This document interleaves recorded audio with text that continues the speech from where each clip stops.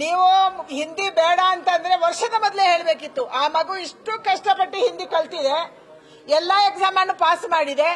ಆದ್ರೆ ಇವತ್ತು ಎಕ್ಸಾಮ್ ಶುರು ಆದ್ಮೇಲೆ ಇಷ್ಟು ಬೇಜವಾಬ್ದಾರಿ ಸರ್ಕಾರ ಇದು. ಎಕ್ಸಾಮ್ ಶುರುವಾಗುವ ಮೊದಲು ಹೇಳಿಲ್ಲ, ಎಕ್ಸಾಮ್ ಶುರುವಾದ ಮೇಲೆ ಮಧ್ಯದಲ್ಲಿ ಹೇಳ್ತಾರೆ ಹಿಂದಿ ಬೇಕಾಗಿಲ್ಲ, ಹಿಂದಿಯ ಮಾರ್ಕ್ಸ್ ಅನ್ನ ನಾವು ಕೌಂಟ್ ಮಾಡಲ್ಲ, ನೀವು ಪಾಸ್ ಆಗ್ಬೋದು ಇಲ್ಲ ಪಾಸ್ ಆಗದೇ ಇರಬಹುದು. ಇದನ್ನ ರಾಜ್ಯ ಸರ್ಕಾರ ಹೇಳುತ್ತೆ. ಅಂದ್ರೆ ಎಷ್ಟು ಬೇಜವಾಬ್ದಾರಿ ಇರುವಂತ ಒಂದು ಸರ್ಕಾರ ರಾಜ್ಯದಲ್ಲಿ ಇದೆ ಅನ್ನೋದಕ್ಕೆ ಇದೊಂದು ನೇರವಾದಂತ ಉದಾಹರಣೆ. ಶಿಕ್ಷಣ ಮಂತ್ರಿಗಳಿಗೆ ಶಿಕ್ಷಣ ಇಲ್ಲ, ಶಿಕ್ಷಣದ ಬಗ್ಗೆ ಗೊತ್ತಿಲ್ಲ, ಮಕ್ಕಳ ಮಾನಸಿಕತೆಯ ಬಗ್ಗೆ ಗೊತ್ತಿಲ್ಲ, ಅವರ ಅಧ್ಯಯನ ಮಾಡಲ್ಲ. ಇಂಥವರು ಶಿಕ್ಷಣ ಸಚಿವರಿದ್ದಾರೆ, ಅವರು ನಿರ್ಧಾರ ತಗೊಂತಾರೆ. ಹೋಗ್ಲಿ ಮುಖ್ಯಮಂತ್ರಿಗಾದ್ರೂ ಪ್ರಜ್ಞೆ ಇರಬೇಕಲ್ಲ.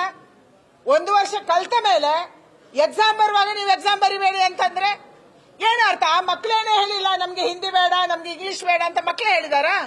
ಮಕ್ಕಳು ಕೇಳ್ಕೊಂಡಿಲ್ಲ, ಎಲ್ಲೂ ಟೀಚರ್ಸ್ ಕೇಳ್ಕೊಂಡಿಲ್ಲ, ಪೋಷಕರು ಕೇಳ್ಕೊಂಡಿಲ್ಲ. ಯಾರನ್ನು ಕೇಳಿ ನೀವು ಕ್ಯಾನ್ಸಲ್ ಮಾಡ್ತೀರಿ?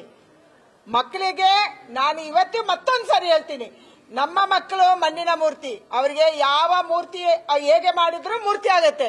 ನೀವು ಯಾವ ಭಾಷೆ ಕಲಿಯಕ್ ಹೋದ್ರೂ ಅವ್ರು ಕಲಿತಾರೆ. ದೊಡ್ಡವರಾದ್ಮೇಲೆ ನಾವು ಯಾರು ಕಲಿಯಕ್ಕಾಗಲ್ಲ. ಅದಕ್ಕಾಗಿ ನಮ್ಮ ಮಕ್ಕಳು ಎಲ್ಲವನ್ನ ಕಲಿಬೇಕು, ಎಲ್ಲ ವಿಚಾರವನ್ನು ಕಲಿಬೇಕು, ಎಲ್ಲ ಸಂಸ್ಕೃತಿಯನ್ನು ಕಲಿಬೇಕು, ಎಲ್ಲ ಭಾಷೆಯನ್ನು ಕಲಿಬೇಕು.